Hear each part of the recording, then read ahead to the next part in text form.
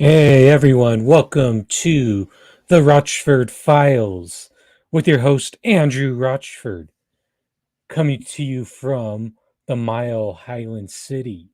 The hostess is kind of between the coasties, but not in the Midwest. And tonight, nice rare Friday night stream for y'all. And it's time to introduce tonight's guest.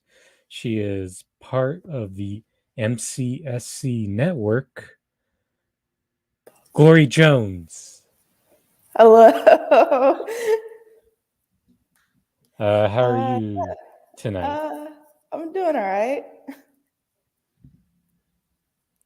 That's good.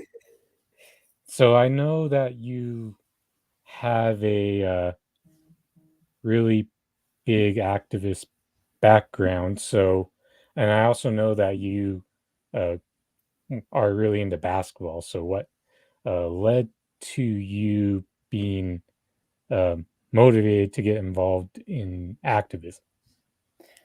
I mean, yeah. Before I ever really got deep into activism, I was a committed student athlete. So I played basketball, and but like at the same time, I always knew that it was something I wanted to do, and it was something that like I would literally tell myself like, ah man, I can't wait to get into college so I can like be more involved and stuff and like do more to help people. And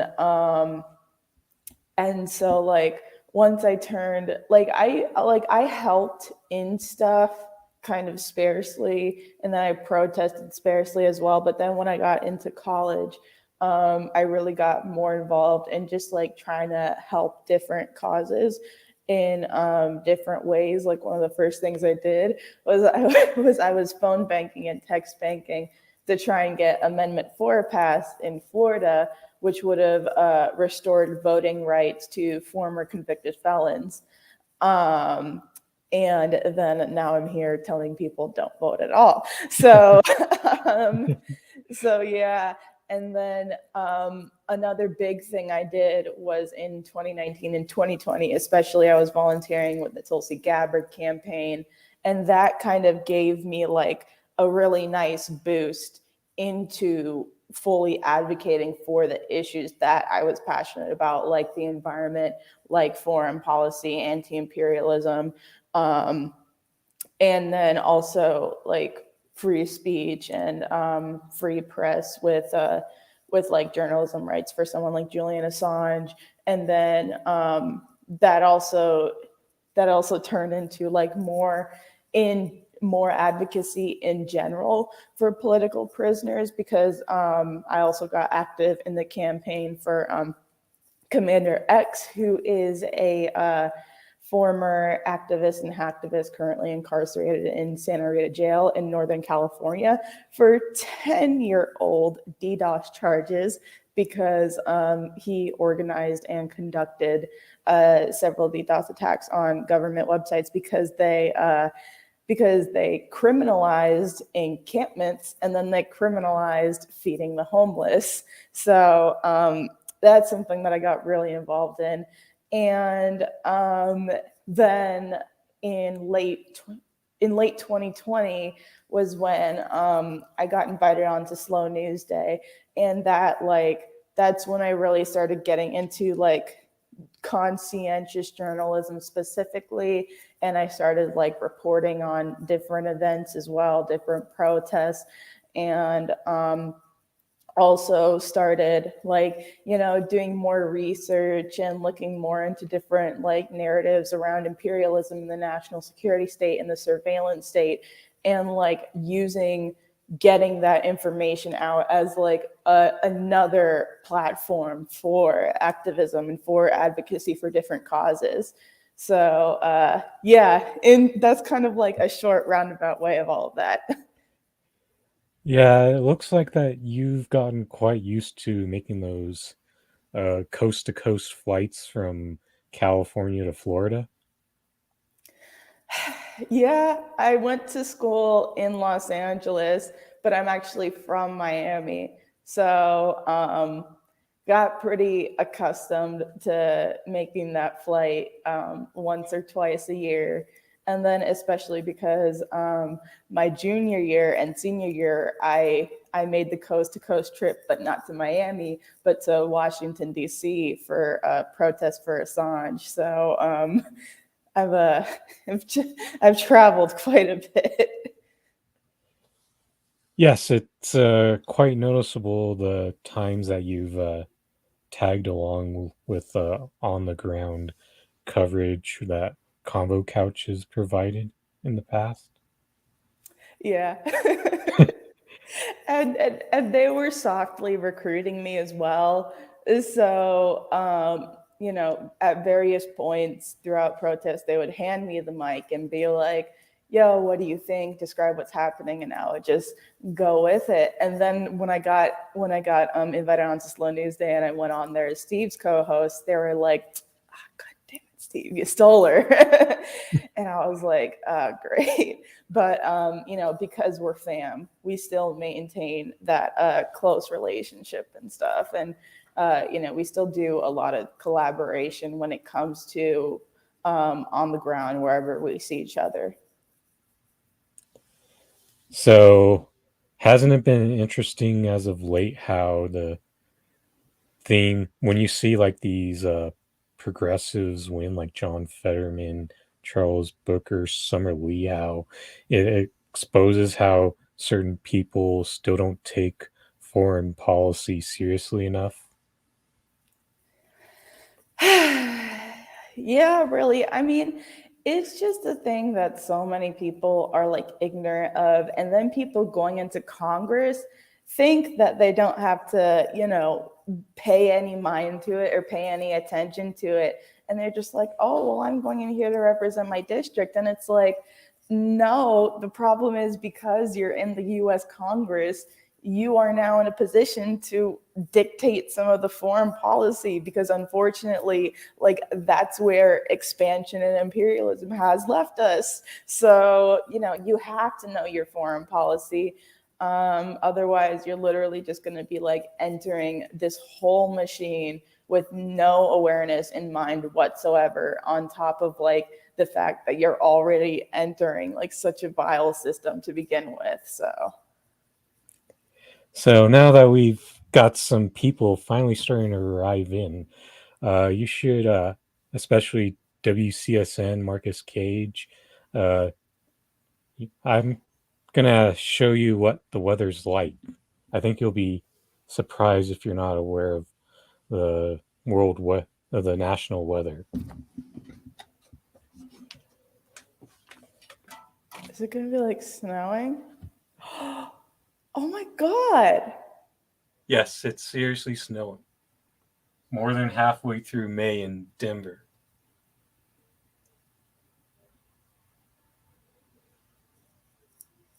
Bretta, isn't it like May?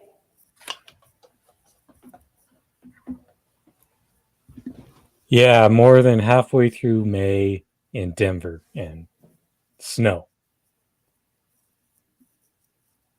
Oh my god. We usually get a snow in April, and that didn't happen at all this year. I think it's making up for that. Uh, like, are you in? Okay, oh yeah, that's right. Denver is the mile high city, but like, Yes, even then. I know that you coast to coast fair weather person. You probably don't experience snow much.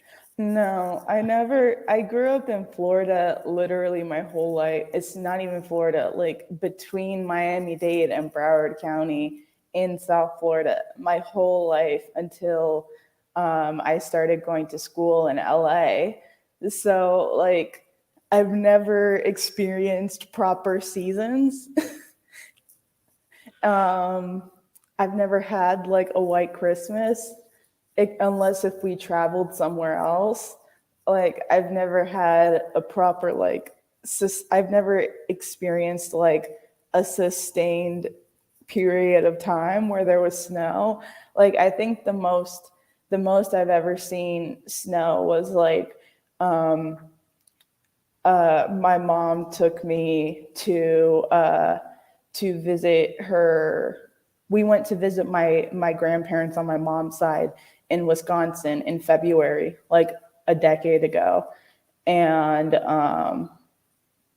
it was snowing there, and it was awesome. But like, it was only 1 week, so. But yeah, Yeah, I just had to blow some people's minds. I've heard that there was one time, like more than 50 years ago, that it snowed in Denver in June. in June. Oh my god. Hey, Kelly, it's good to see you're here as well, but now let's really get started with the show. Oh hell yeah. And we'll start off with George Bush and his Freudian slip last on Wednesday.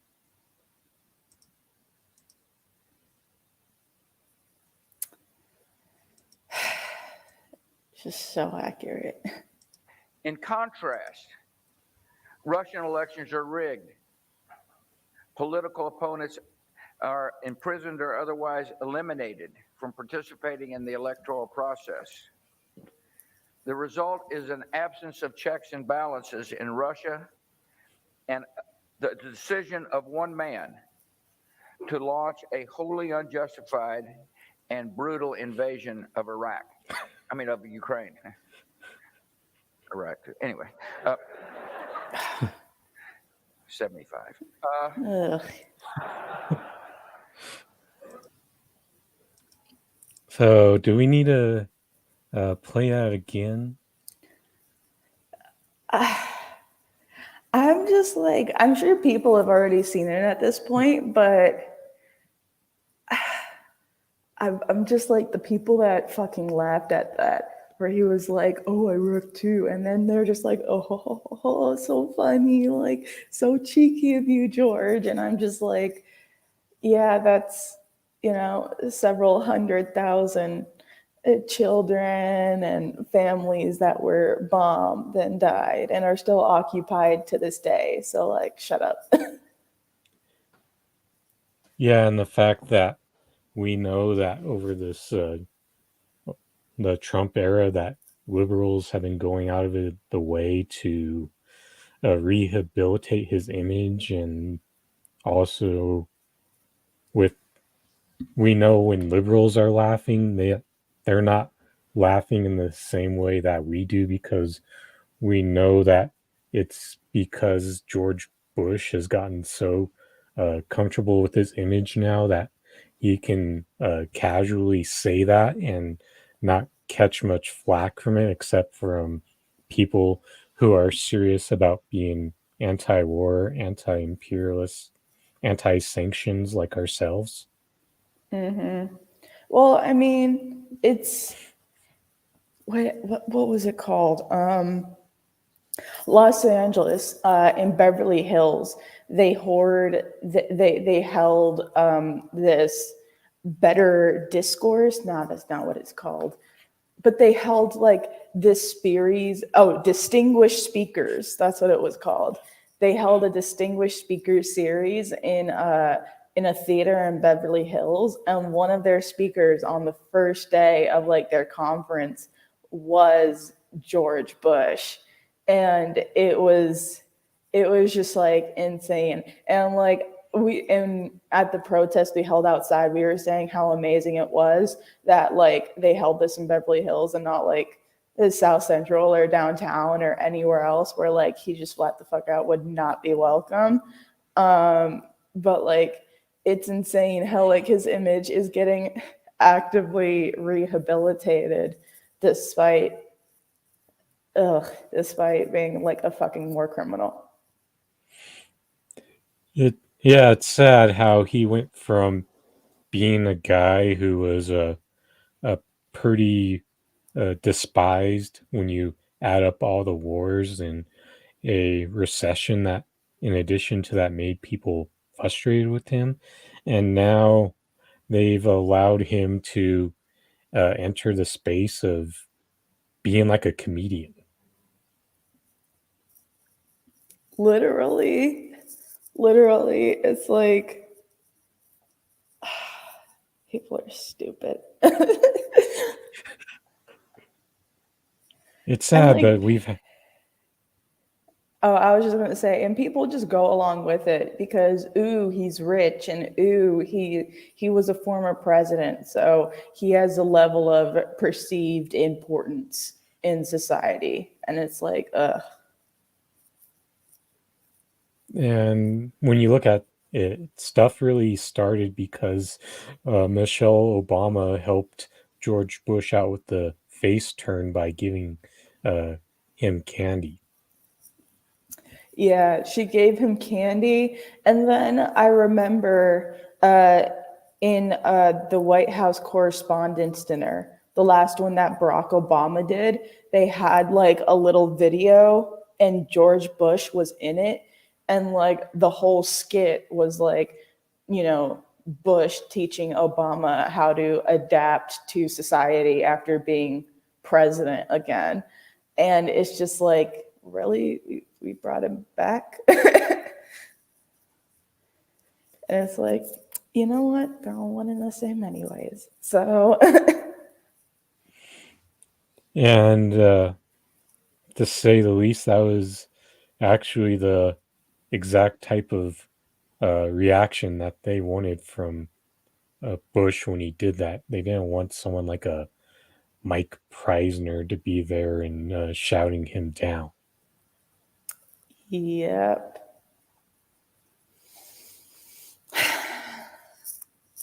And then, like, even then at that conference, I remember people were pissed at Mike Preisner, but they were also getting pissed at like those of us who were protesting outside. And like, our basic response was like, bro, there's a war criminal in there.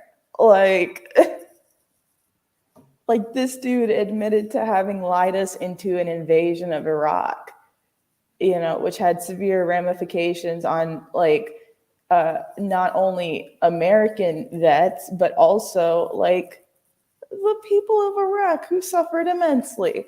So, yeah. To say the least, that's really what the change has taken place. Yeah. But now, Yeah. I think we've spent an ample amount of time on that short little clip, and now it's time to get into a more important issue when it comes to foreign policy with Somalia, since on the front end of the week, Biden announced more troops on the ground in Somalia. So I'll go over some of the basic details that get listed in this article, then we'll uh, go more in depth on that. President Joe Biden has approved a request by the Pentagon to redeploy U.S. troops to Somalia in an effort to counter the terrorist group Al Shabaab. A senior administration official said on Monday the move reverses a decision made by Donald Trump to withdraw all U.S. troops from the country in 2020. The U.S. will reposition U.S. forces in East Africa and move to restore a U.S. military presence in Somalia in consultation with the Somali government. Officials told reporters on Monday the official said under 500 troops will be sent back into the country, but declined to provide a precise number. He emphasized, however, the Pentagon will not be restoring the full contingent of the operators present in Somalia before the previous administration's withdrawal, which was about 750 military personnel. And I think that covers the basic details on that. So before we go more into the current aspects of it, let's give the people more of like a previous background into the U.S. And Somalia.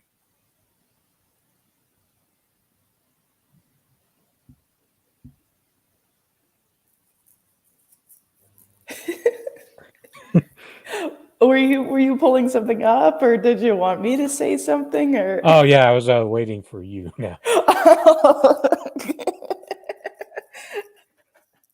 was like, oh yeah. Well, I mean, pretty much, a U.S. intervention in Somalia is kind of you like it has its own uniqueness, but you can also fit it within this greater expansion of AFRICOM, and you can also fit it within kind of a greater U.S. military presence in East Africa specifically.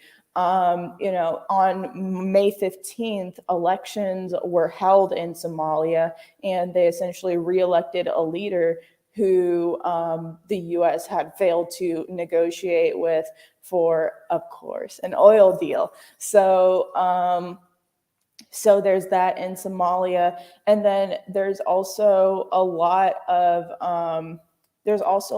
interest from the U.S. in like East African oil rigs in general. The offshore oil rigs in Somalia being one example. They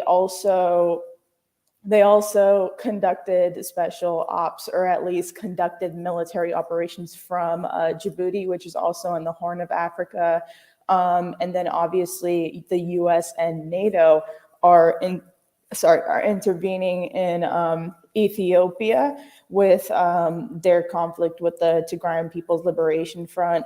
And then recently, it's a bit more like inland in the African continent. It's a bit more southeast to the Horn of Africa, but Uganda and Tanzania, they're working on a project called the East African Oil Pipeline, which they also recently signed a new security pact for, to protect said oil pipeline. And the two companies that are actually spearheading that pipeline are a French energy company whose name I forgot, but it's a French energy company, and what's it called? CMOOC it basically is the Chinese oil company as well. So they're also spearheading a lot of interest in oil in East Africa. There's also Marcus. And then they've also increased like these kind of counter-terrorism dog whistles throughout the African continent in general, because they've also noted there's kind of an interestingly timed escalation with Boko Haram attacks that have spread past Nigeria and into Cameroon too. And then I know also last year, I believe, the Green Berets or some special ops forces were deployed into Mozambique. And there's also, I can't remember all of them, but there's also like a couple of African leaders within the past 2 years or so that have, died of heart attacks suddenly. So make of that what you will. But there's also, oh my God, there's also this heinous act that actually passed the House recently called Countering Malign Russian Activities Act, which literally grants the U.S. immunity to do whatever they can in the African continent. Granted, it's in the name of countering Russian influence. So we're seeing the return of a lot of Cold War rhetoric with respect to the African continent. And and like the narratives around this Ukraine war are gonna provide more of a pretext for that. And then of course the US is also wanting to engage in strategic competition with China as well. So that's gonna give them more of an opportunity to kind of further colonize and recolonize, really, and occupy more regions of Africa as a part of this broader Cold War that we're currently in. And then it extends to more areas in the global South, but I'm trying to keep it I'm trying to keep it to Africa too. But yeah, East Africa is definitely a major player in that. The Horn of Africa is the birth of humanity. The East Africa in general, like most of the African continent, really is important for resources. They have offshore oil rigs as well. And that's actually one of the reasons why Somalian piracy was such a big deal, because it threatened kind of the security of oil tankers, as well as large-scale commercial fishermen. So not like local fishermen, but like these huge factory ships. That's one of the reasons why Somali piracy was such a perceived threat. And there's also the fact that the Horn of Africa specifically, it has that connection to the Arab Gulf, which provides kind of like a strategic point regarding like ports, whether they want to conduct like military operation through there, or whether they want to control the commerce around that area or the resources around that area. That's one of the reasons why, and that's where kind of the war and ongoing genocide in Yemen fits into this, because they're right on that Arab Gulf, and they have some of those ports that would be considered of strategic advantage to the U.S. So that kind of fits in with the ongoing escalation in East Africa. Tell me what you know about this counter-terrorist to that terrorist group, Al-Shabaab. So I am not too familiar specifically with Al-Shabaab. I know that they're a jihadist group. They're not a branch of Al-Qaeda like, say, al-Nusra in Syria, but they have like shared some sort of like relations with Al-Qaeda. And Al-Shabaab really is kind of like conducting terrorism in Somalia, really. But the problem with the U.S. going to help that is the U.S. has essentially been bombing Somalia since Barack Obama, I believe. We've even when we didn't have boots on the ground in Somalia, there was a drone campaign conducted on the nation against so-called terrorists or Al-Shabaab. And the problem is, despite all the previous drone campaigns and special ops that we've conducted in Somalia through like other East African or AFRICOM bases, that despite all of that, Al-Shabaab hasn't gone away. In fact, I believe they've only gotten stronger. So it goes to show you how ineffective the U.S. military is. And we also have there's also the fact that the U.S. has a history of arming, funding, and training terrorists. So I have no doubt that there are links to that with Al-Shabaab. And like with all of that, Al-Shabaab has gotten stronger in Somalia.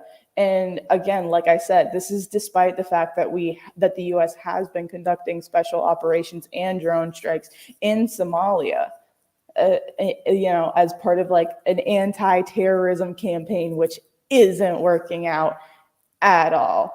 So kind of this escalation in terrorism is sort of like fueled by US intervention. And then it also serves to justify more intervention because it's like, oh, we need help. And it's like, of course, the US, the main military power with all these weapons and time and money and resources, is going to be able to help them, right? Yeah. So, do you think this move was done by the Biden administration to provide a bit of a distraction in order to do other things like slip that 40 billion through to Ukraine?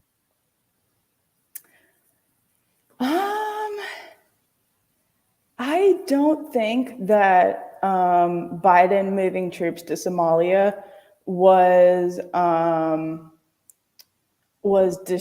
distracting from anything. If anything, I think that that there were several other stories out there that were distracting from not only the troop movement to Somalia, but like the expansion of AFRICOM, of SOUTHCOM, of our military bases, not our military bases, but our military influence and security influence in the global South in general. This isn't to downplay the importance of the war in Ukraine or how asinine it is that we would send $40 billion over there.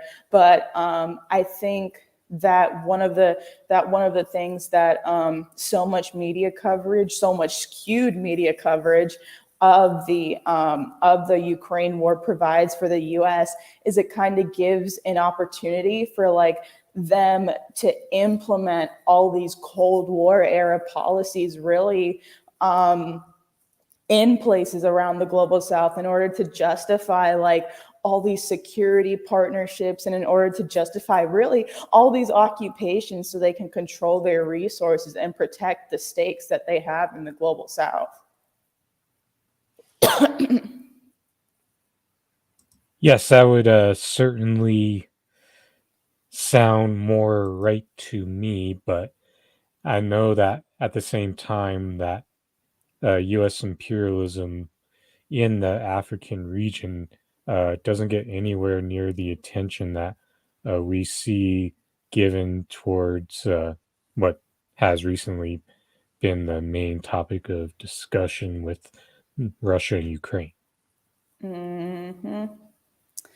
Yeah, I mean, and it's just like because I feel like it's almost intimidating at first for people to get into like the wealth of knowledge and that is like African culture, African languages, the various different identities that there are on that continent. And because like so many, and because like really what happens is we're kind of like led to believe that a lot of Africa's conflicts can be deduced down to tribalism. Like, oh, there's so many tribes in Africa, like they're gonna fight all the time, like we have to get in here, we have to help them with their terrorists. Like this conflict between the Tigrayans and the Ethiopians is so terrible. It's a tribal conflict, and you know what? We're gonna make it even worse. That's like what the U.S. is saying. But I think I think that's just one of the things that lead people to really stray away from covering affairs in the African continent. I mean, I see in general that like there's little coverage of what's happening in the global South.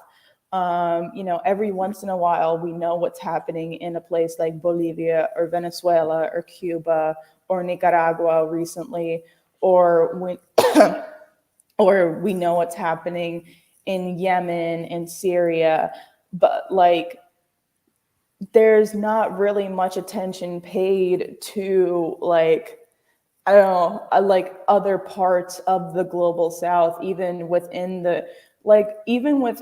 groups of people that are able to see past mainstream media narratives, they don't go even further to see like flat out what aren't people telling you. Because right now there's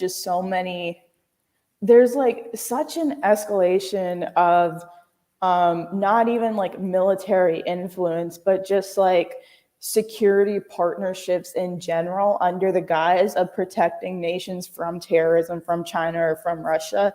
I recently, Southcom, which is basically the like covering the area of Latin America and the Caribbean, they put out a posture statement from 2022, which literally reads like it was released in like 1961, because it's saying we need to increase partnerships with our Caribbean partners to counter Chinese influence. And China did this, and the PRC did this, and the People's Republic did this.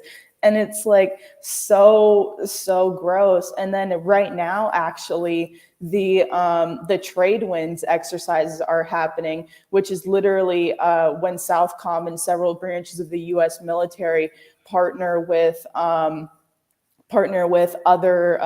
Caribbean like security forces, and they literally train Caribbean security forces. And it looks innocent, it looks all cutesy and stuff at the forefront, but what they're training them for is like, okay, how do we protect American capitalist interests first? How do we protect these foreign tourists over the locals? How do we get these police forces to beat up any activists or any locals who are protesting in the face of our policies? And yeah, that's just the Caribbean. And like, that's just the Caribbean. And then of course, to go back to Africa as well, because it's such a huge continent, I know it can be intimidating to get into it, but like, I don't know, people have to talk about it, because there really is like just such an atmosphere of greed of all kinds of actors going into the African continent to really pillage their resources even more. And it's not going to stop once they run out of oil, because now they're looking at cobalt, now they're looking at aluminum. That's one of the reasons why the Caribbean is so important, because they have many bauxite reserves.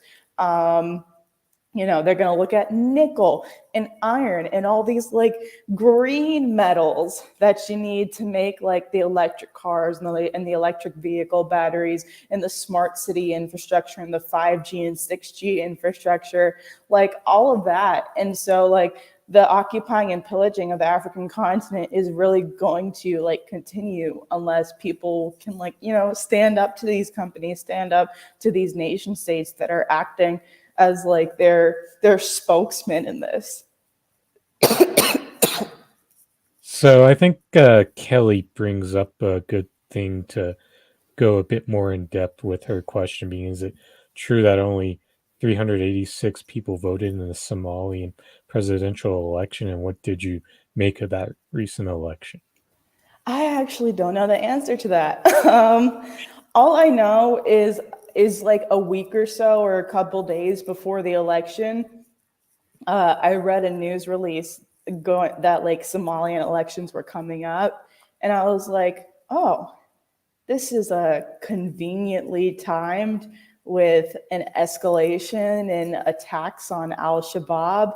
And then literally like not even 24 hours after the election, the U.S. moved more troops to Somalia, and I was just like, oh, okay, well, like I hate to say I called it, but hey, I see you. Hey. But yeah, I actually haven't looked too much into the election itself, honestly. All I know is I just told people to keep an eye on the election because it coincides with like, you know, the escalation in al-Shabaab attacks plus the escalation in U.S. influence in the Horn of Africa and East Africa in general, alongside all these like, you know, strategic security partnerships happening in East Africa to protect their oil pipelines for foreign multinational corporations. Yeah, but when you talk about the election, it seems pretty on brand that if whoever wins the election isn't like the fascist puppet that the US wants to win, that they're going to take action following that.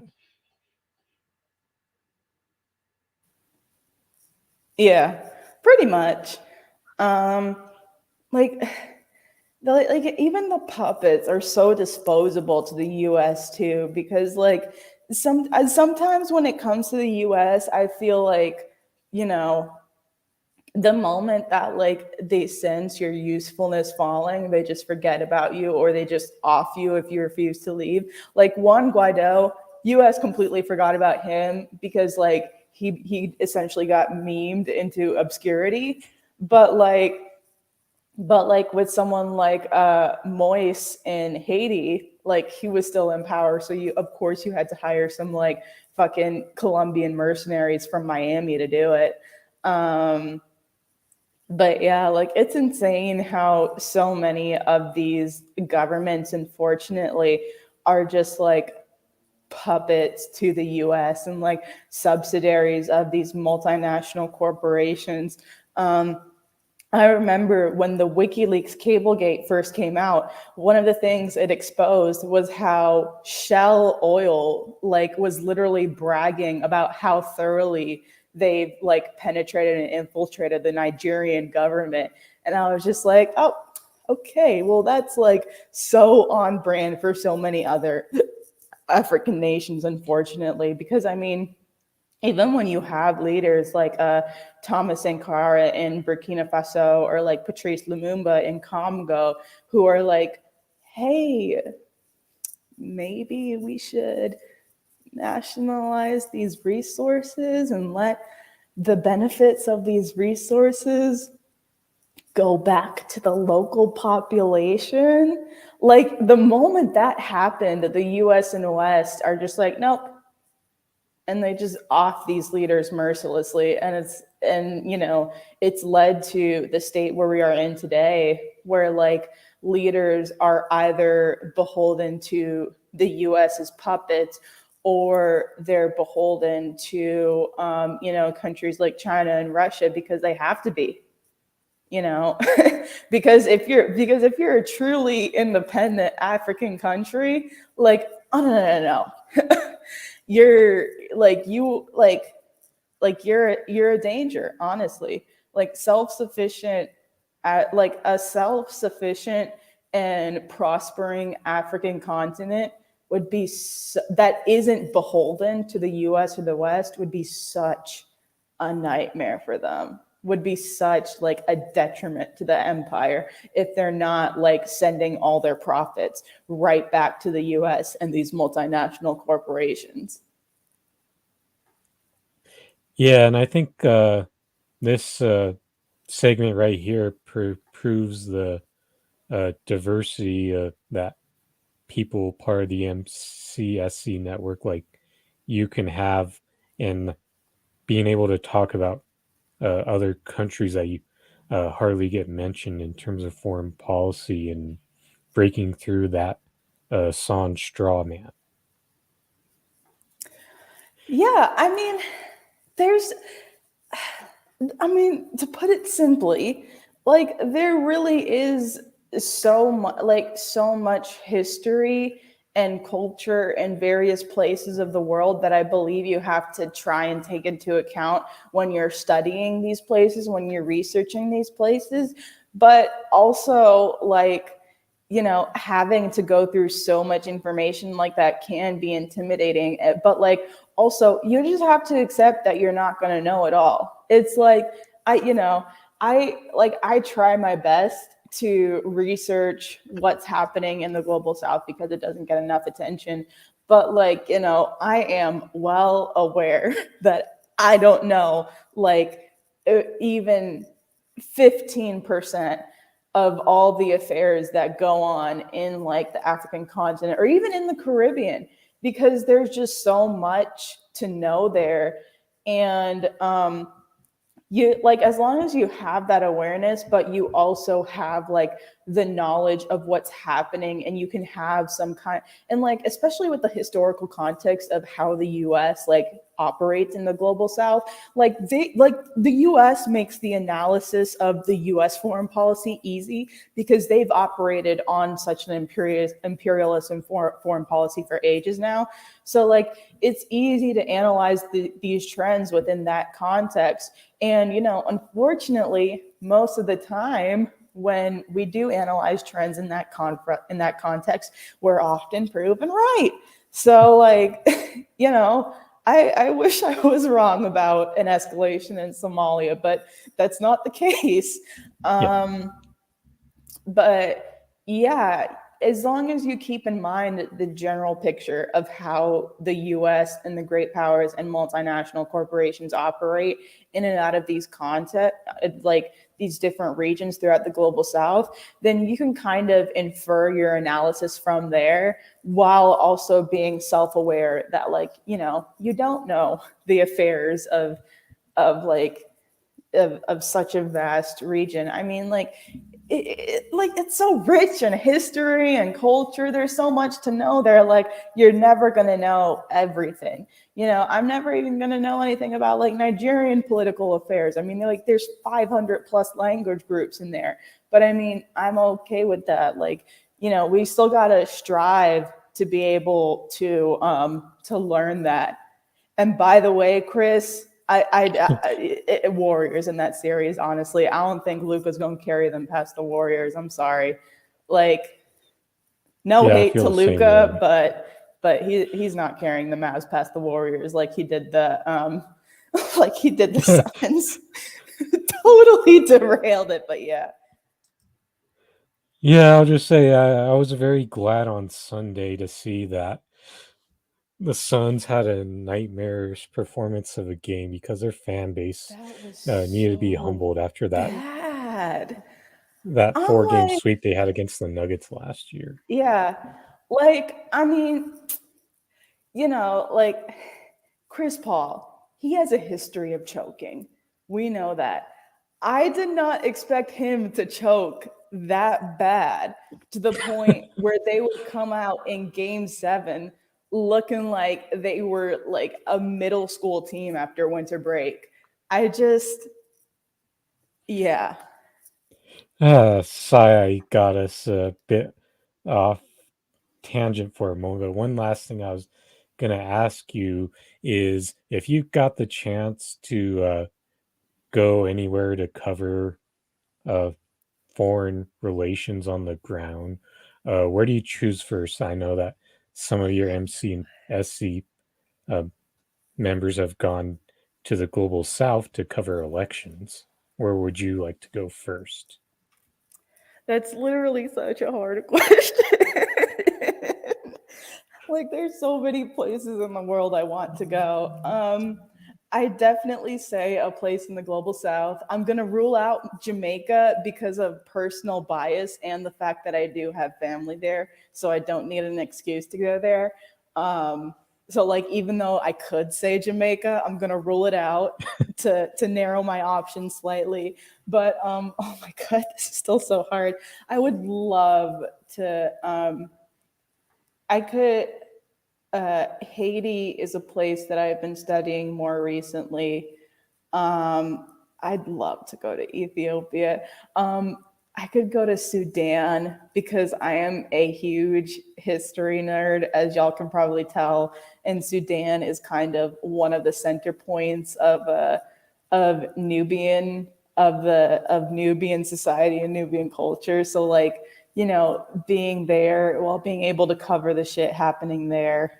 Oh my god, I would I it's super dangerous, but but I would love to go to Palestine too. It's truly a beautiful region, and like regardless of what, regardless of all the destruction that happens there, it's still like I still find it to be a beautiful region. And also, like, I think the journalists that operate in Palestine, like, exposing the Israeli occupation, are some of the like bravest journalists ever. Like, rest in peace, Shireen. Eva Bartlett worked in Palestine and lived there for a bit, and like she's literally one of my inspirations when it comes to that stuff. But yeah, I'm gonna stop there before I get further into this, because like there's literally Yemen too. I'd love to cover Yemen because I know also of some independent groups that are giving humanitarian aid. So I'd love to bring more attention to their cause as well. But yeah, I'm going to stop there because there's literally so many places I want to go. Yeah, I think we got a good point that you'd like to go to several of the African countries, and that this independent media space could use someone that could provide some coverage from those countries and break into some of like the bigger shows. Yeah, definitely. But I think now we can shift into the I'd love to go to Cuba too. Sorry, I had to throw that in there.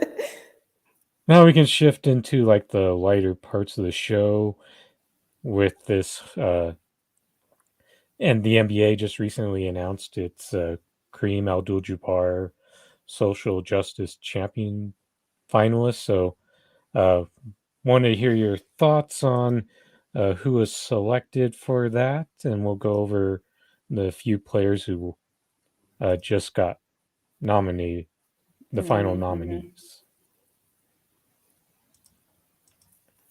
I don't know who the nominees are. I'm assuming LeBron is there.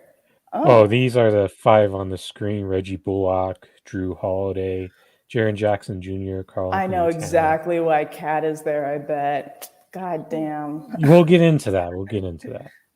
But we'll start with Reggie Bullock, who's been an advocate for LGBTQ equality throughout his NBA career, continuing his effort with the Dallas Mavericks during the 2021-22 season following the murder of his sister Mia Henderson, who is transgender.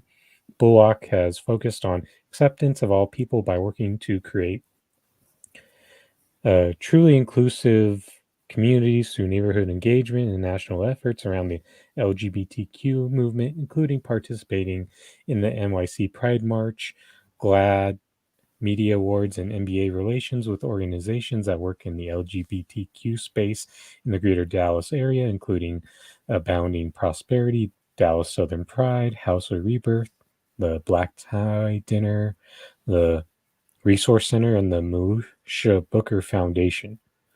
Most recently, as part of the Mavs Take Action initiative, Bullock participated in a courageous conversation as part of the Huddle series to uplift the trans community, amplify community organizations who are working to support and protect LGBTQ individuals, and create opportunities for McMurray Transgender Education and Advocacy Associate. He fondly remembers his sister Mia and how the personal tragedy motivated him to use his platform as a professional athlete to advocate equal rights and visibility for the LGBTQ community.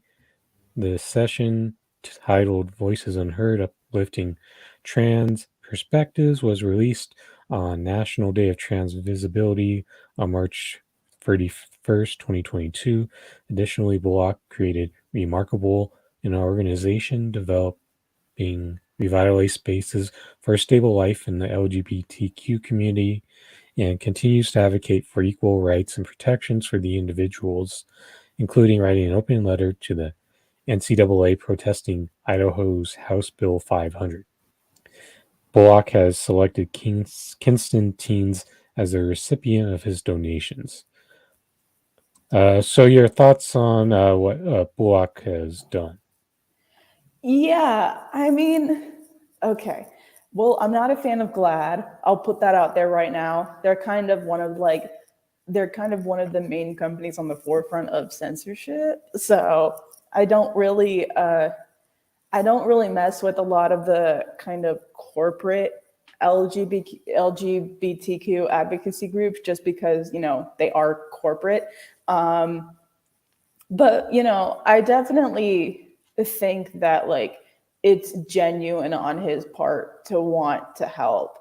I've heard of the story of his sister before hearing that he was nominated. So, I definitely think it's noble that he was motivated by something that happened to his sister. And I have no doubt that it was like an eye-opening experience for him.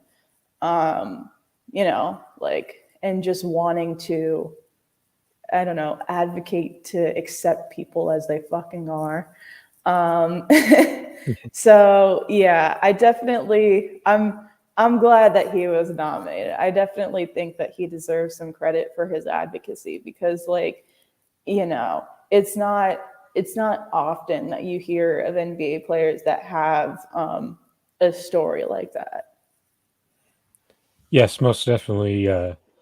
Bullock has a very unique story that not very many other guys in the league association have.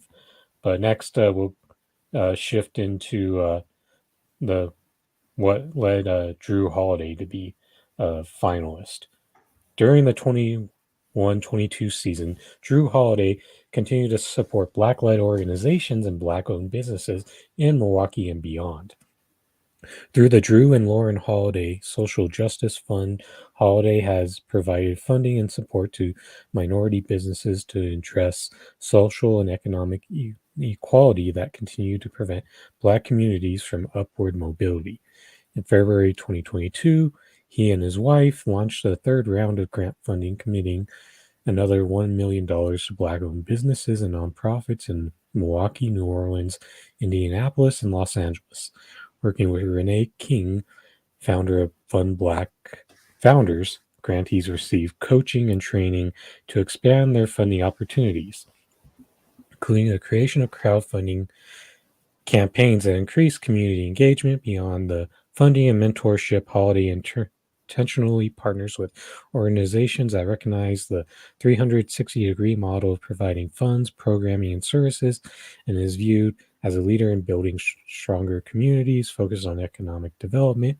In addition to his philanthropy and engagement with minority-owned small businesses in Wisconsin, Holiday has been active champion an advocate for voting right awareness across the state through the Bucks Vote initiative, reaching hundreds of thousands of eligible voters through statewide public service announcements. Holiday has selected Urban Underground as the recipient of his donation.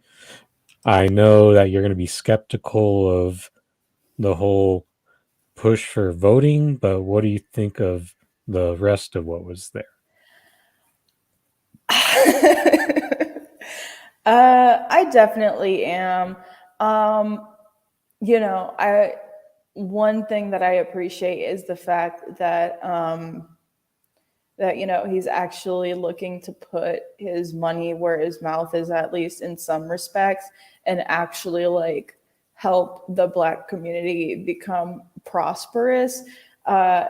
Granted, like I also want the Black community to become like prosperous, completely independent of anything having to do with America. But I definitely think at least that focusing on economic development helps because I mean, like, when you had something like Black Wall Street, that was really powerful. So I think like, even like allowing Black people some sort of agency, even if it's granted with like financial means, through economic means, I think it can mean something, at least right now, especially. So, yeah. Yeah, I definitely think so as well, although I am curious about why the difference would be with these foundations, the traditional sense compared to like calling it a mutual aid, what the pros and cons are from their standpoint. But I think we'll uh, go over Jaron Jackson Jr., who has, for the past several years, been focused on advancing health and economic equity in Black and Brown communities, creating women empowerment initiatives, increasing voter awareness, understanding the pandemic's impact on communities of color. Jackson Jr. worked to provide custom masks for Black and Brown families, supply PPE to communities, provide meals for those working at COVID testing locations, and use his voice in the NBA's COVID-19 PSA to encourage all to get vaccinated. Additionally, Jackson Jr. continues to support women's empowerment initiatives and recently completed his third year as an ambassador for the Nike Game Growers program as an exclusive opportunity for 7th and 8th grade girls to share their ideas on how to encourage more girls to play sports. He also sponsored all women-led organizations for Women's History Month through the Grizz ticket assist program and covered the cost of tickets, transportation, and snacks for local middle school teams to attend University of Memphis women's basketball games. Jackson is also passionate about civic engagement. Upon entering the league, made it a point to be vocal about being a first-time voter during the 2018 season. Following that, he was incredibly visionary in support of voter campaigns and increasing awareness before the 2020 election. In this past election season, he supported several voting campaigns, including BET's National Black Voters Days, Tennessee Secretary of State's Your Vote Matter campaign, and the Grizz Votes campaign. Additionally, in November 2021, he committed $7,500 to assist 13 families in eliminating their overdue housing and utility bills and launched his first social media fundraising campaign to support young Memphians on the rise on Giving Tuesday.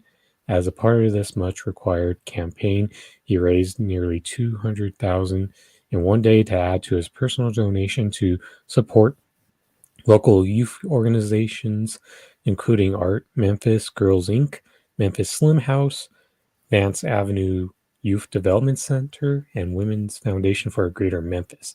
He has selected Rock the Vote as the recipient of his donation. And I know that this is going to be a mixed bag for you as well, because I know that Yeah. you'll like the fact that as a woman who played sports, that his efforts there, but he seems to be even deeper into the voting push than Drew Yeah. Holiday.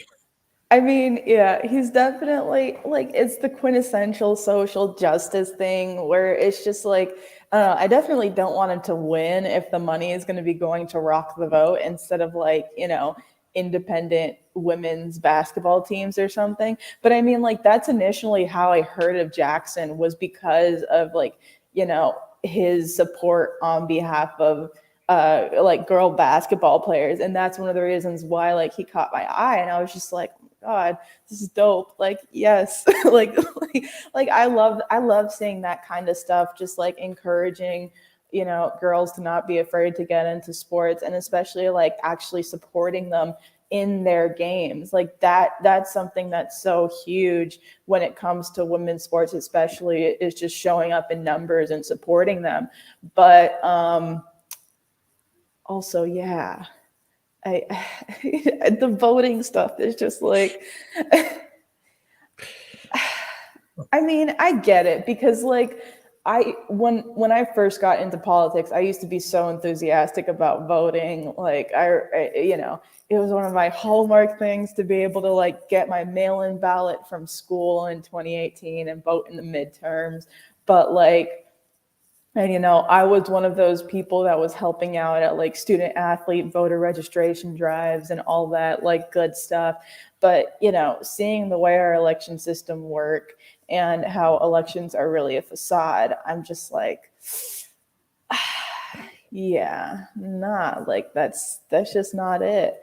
I mean, yeah, I think, but I mean, nonetheless, I do give him a lot of credit on behalf of engaging with the Memphis basketball community, because Yeah. he's done some good stuff there. I have a soft spot for, like, people who help out women's basketball, as you can probably guess. Former women's basketball player. Yeah. Oh my God, this one is going to be so sad because, like, Yeah. And also one that could elicit the most criticism as well. Carl Anthony Towns has devoted his time, platform, and resources to health equity and education since the onset of the COVID-19 pandemic, specifically this past season to advocate for vaccine education after experiencing personal loss. Towns worked at the NBA on a vaccine PSA released in February 2022. Q Health provided 100 COVID-19 testing kits and tests to more than 50 schools in both New Jersey, Minnesota, and Walgreens on their Get a Shot, Give a Shot campaign to promote flu shots and help ensure access for all via a $5,000 donation. Beyond Health Equity, Towns donated $20,000 to the George Floyd Foundation in partnership with the JD Sports in July 2021 and made a $30,000 donation to the Vera Institute of Justice, which works to end the overcriminalization and mass incarceration of people of color, immigrants, and people experiencing poverty, selecting them as the beneficiary in the Celebrity Wheel of Fortune. In addition of support of gender equality and access for women in sports, Towns made a donation to Keene University in New Jersey to support programming for their women student athletes, highlighting empowerment and internships, naming the series in the honor of his late mother, Jacqueline Towns. He continues to serve as a board member of the National Basketball Social Justice Coalition. Towns has selected George Floyd Memorial Foundation as a recipient of his donation. So first off, I'm going to ask you, since we know the Towns family was one of the more extreme outliers of COVID, how would you have handled having your family, if that was your family? I mean, I honestly don't even know, because my sister caught COVID, was asymptomatic. I got COVID and beat it in, like, 5 days to less than a week. My mom caught COVID and was pretty fucked up by it, but she was able to recover in like a week or so with a bit of prolonged symptoms. But, like, no one in, like, my immediate family struggled with it the way that the Towns family did. And it's just like, I don't know, because of that, like I understand where Kat is coming from. Like, even if I disagree with all, like, the rah COVID stuff, I still have a lot of empathy for Kat, because I mean, like, I believe it was 7 family members in total that he lost to COVID, and obviously, like, the most impactful one being his mom. I mean, and, like, this was a guy that literally flew all the way to the hospital and then had to put on a hazmat suit to see his mom go. I think something like that, an event like that has an impact on you. And, like, I have no doubt about it that he has, like, some trauma from it and he's shaken from it. So, like, I disagree with the COVID stuff, but I have so much empathy for him. Like, I really see where it's coming from, because I just see how it's easy to end up like that. I mean, he tragically lost someone very close to him to COVID, and then that's on top of all the media propaganda surrounding COVID and the narrative management and propaganda that's coming specifically from the NBA on COVID. When you couple that loss and that trauma with all the propaganda and narrative management going on, I can honestly see how, Kat would get into that sort of, like, propaganda for COVID. So, like, I disagree with it, but I still have a lot of empathy for him. Yes, I definitely do understand where he's coming from on that. Do you feel like the NBA kind of used him as a the agenda pawn on that? Yeah. And my problem with that more so lies with the NBA and not Cat, because like that's just that's just messed up. Like because they're essentially weaponizing someone who's going through trauma of losing a family member, right after they get off the ventilator. So, yeah. High variant. And another point Variant. of criticism could be that the NBA probably did the same thing with George Floyd. And I remember last year seeing a video of Carl Anthony Towns pushing for the George Floyd Policing Act. And we know that the George Floyd Policing Act is not going to help matters and is probably only going to lead to make things a bit worse while maintaining the status quo of what led to that in the first place. Yeah, and the whole madness that ensued with the NBA strike that got broken in like 2 days, that was something else that happened in 2020. Wow. Yeah, it was definitely sad how it ended up being like some other sports treated it like a social media challenge rather than a genuine effort to try to make a strike. Oh, like all the MLB teams. Oh, not we did our day strike. But let's get to the last with Fred Van Vliet. Ah, Toronto guy. Also from Rockford, Illinois, the place that is where my last name often gets mispronounced as. Fred Van Vliet has been a leader and champion around social justice, inspiring teammates to find their own voice and create equity in education. He created the Fred Van Vliet Scholarship in December 2021, a full academic scholarship for Black or Indigenous student to pursue 4 years or higher education in Canada and receive mentorship from Van Vliet to shape the reality for the student after their education career. Additionally, through the Heart of the City initiative, he distributed more than 1,000 backpacks to historically marginalized students throughout the Greater Toronto Area, provided them with the necessary resources to succeed academically. Van Vliet also hosted a conversation with Marcy Len, Minister of Women and Gender Equality and Youth, to continue his allyship of women. Van Vliet has also co-hosted Bet on Yourself social justice podcast dedicated to shining light on and uplifting struggling or up and coming BIPOC entrepreneurs to shape their business to impact culture in a positive way. Together with his advisor, Derek Falk, they supported business owners and listeners with insight, motivation on his conversations around entrepreneurship, branding, finance, and e-commerce. Additionally, he serves as the leader of the Raptors Social Justice Team Council, which reviews social justice participation and actions, and inspired his teammates to engage in their own work for marginalized communities, including Scotty Barnes' scholarship and Pascal Siakam's Coding for Champions program.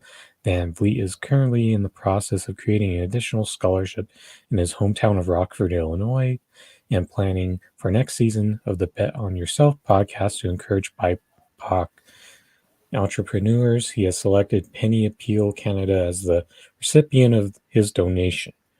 So, what do you think of Van Vliet? Yeah, no, I actually knew him because I liked a lot of his local activism in Toronto, at least.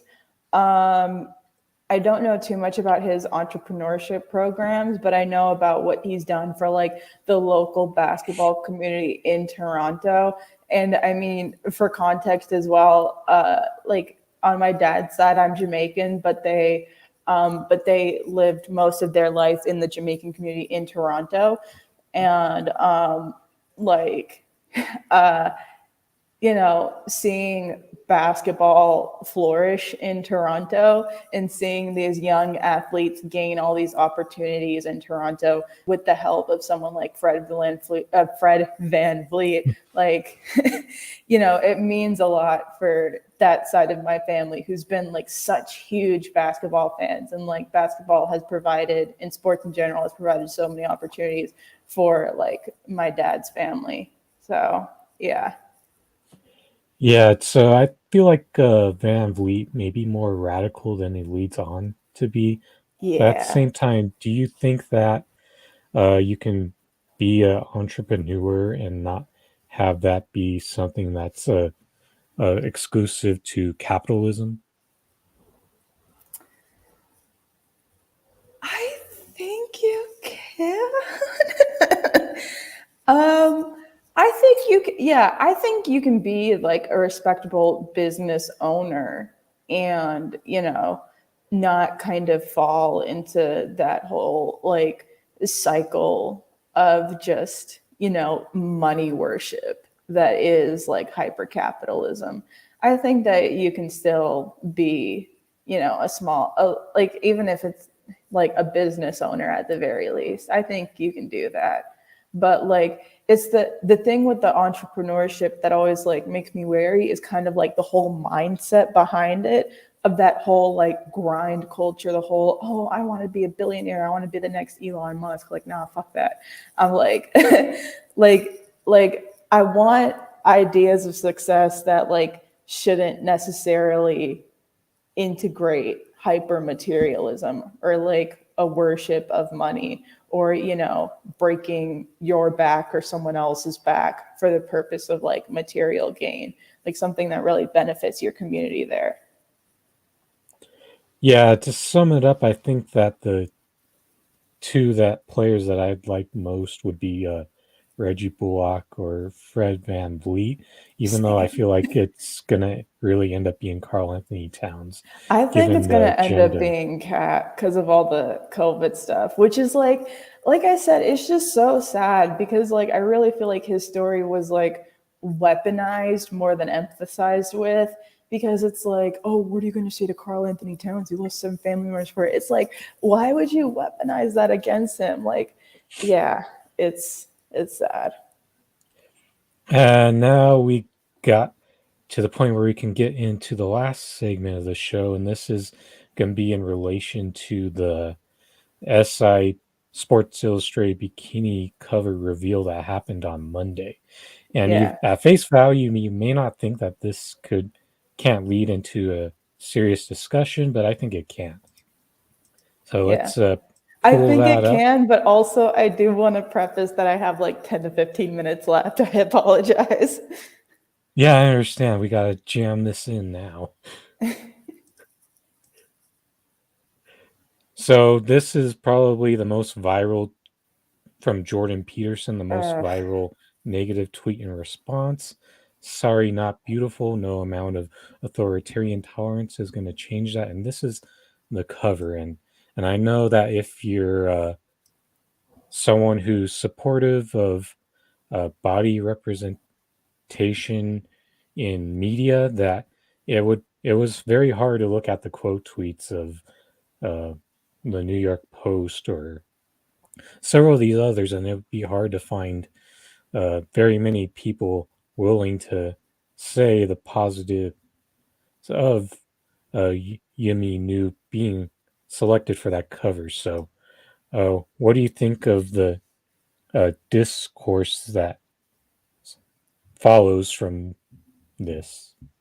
yeah, I mean, I I just think, I don't know. I just wish people would stop being so judgy.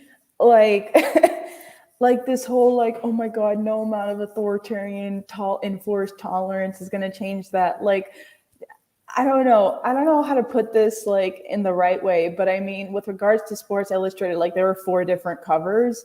The other three, I believe, were Kiara, Kim Kardashian, and ugh, See, here's the thing. Like there were motherfuckers that were more butthurt over Yumi Nu than like the fact that Elon Musk's mom was on the cover. And I'm just like, listen, I'm not hating on old ladies. I'm hating on the fact that she's Elon Musk's mom. So it's like, yeah, I mean, Kelly put it perfectly. Like, why would you say that? If you don't like, if her looks don't appeal to you, then just don't look at her. Like, you know, like, listen, I get that you don't want to have like beliefs enforced on you and stuff, but like, it's not being like like 4 different covers of Sports Illustrated. That isn't like something being shoved down your throat. You can literally just get a different color. You can get the cover that has plastic ass Kim Kardashian on it. Like, like, I don't know.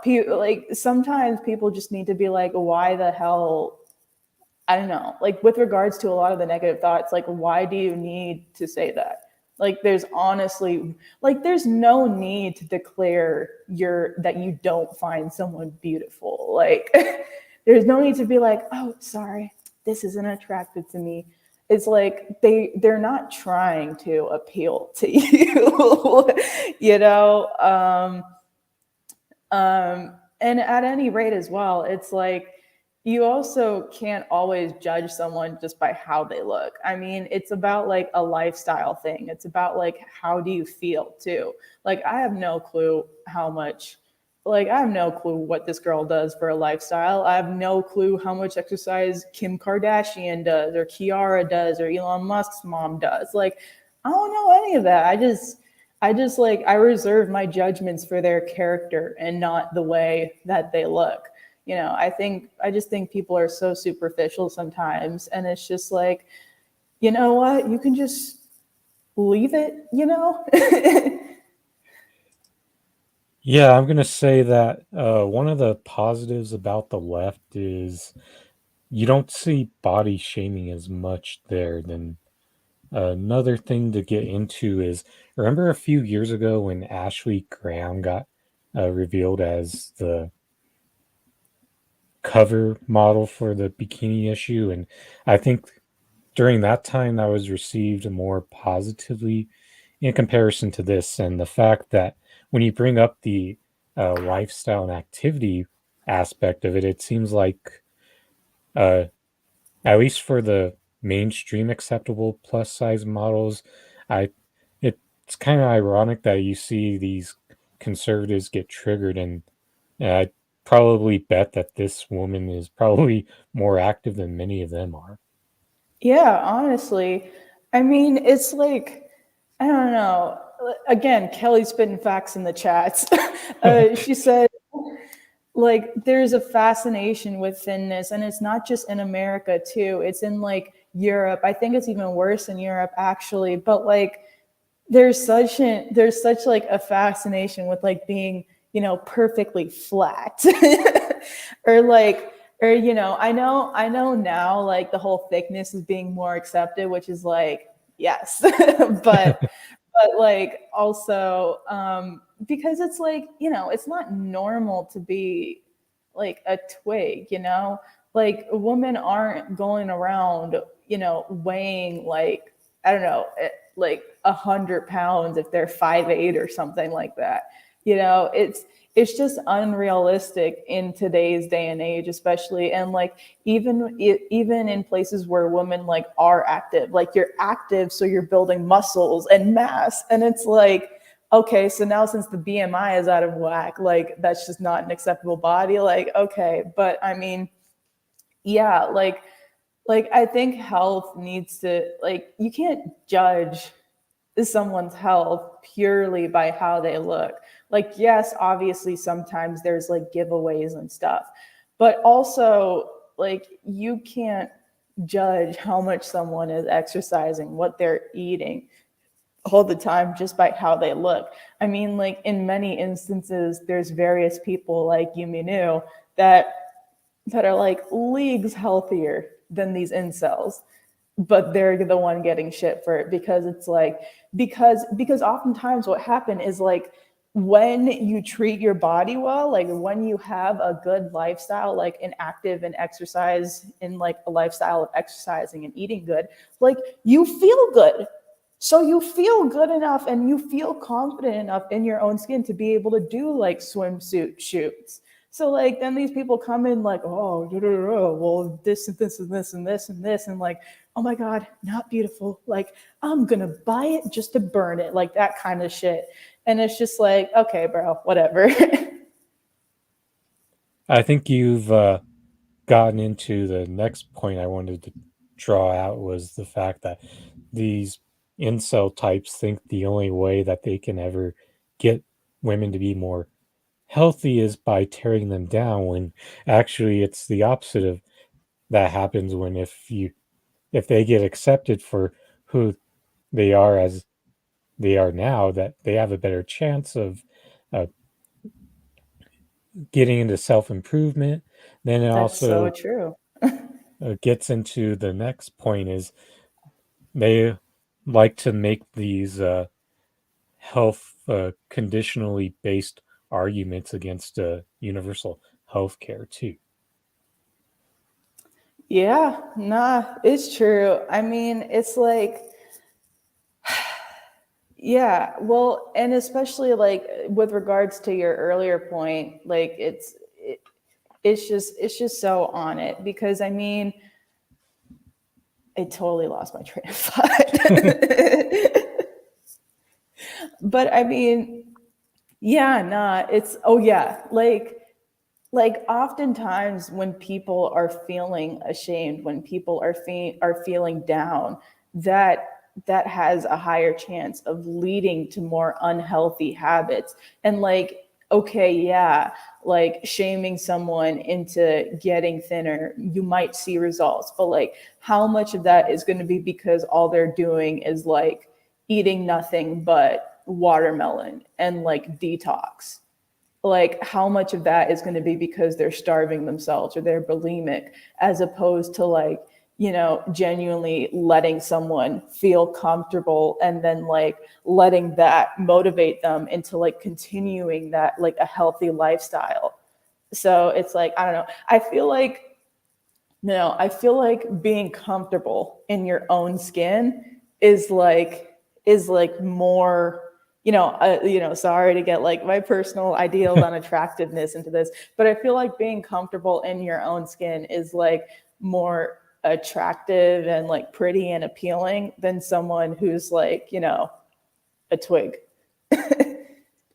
Definitely agree there. It's always it's the confidence that is a very important aspect when it comes to this. And you could be thin, but if you lack the confidence, then you may not, or just lacking the confidence regardless of the state of your body, then it's going to be harder to be happy in life. And that's so true, Kelly, too.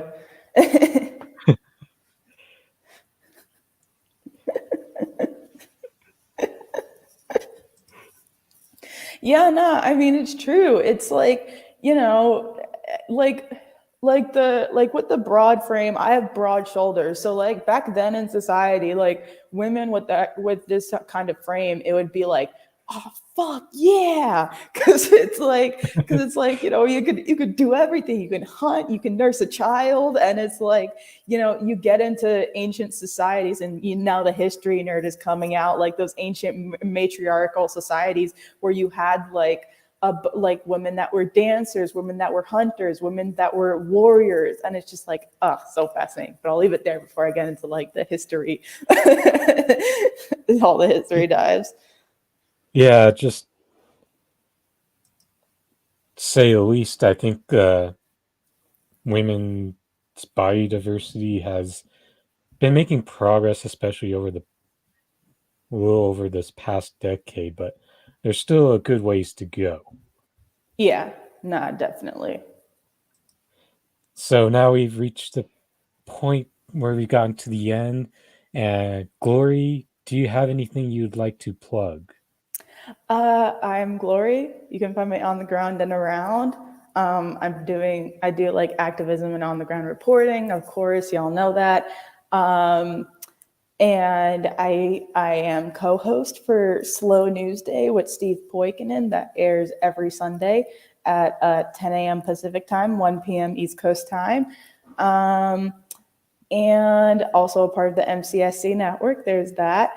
And I can't think of, besides the regular Sunday show at Slow News Day, I can't think of anything else I have coming up with regards to shows or events.